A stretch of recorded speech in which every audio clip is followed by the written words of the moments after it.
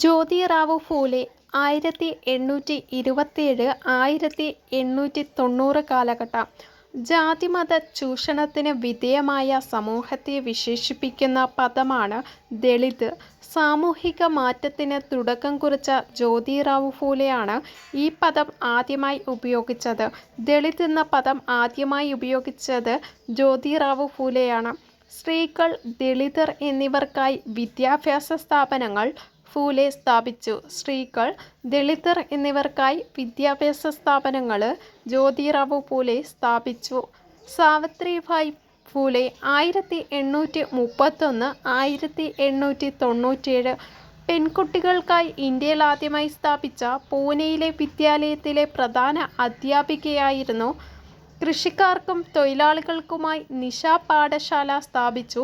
വിദ്യാഭ്യാസ മേഖലയുടെ ഇവരുടെ സമഗ്ര സംഭാവനകൾ പരിഗണിച്ച് പൂനെ യൂണിവേഴ്സിറ്റിയെ സാവിത്രിഭായ് ഫൂലെ യൂണിവേഴ്സിറ്റി എന്ന് പുനർനാമകരണം ചെയ്തു.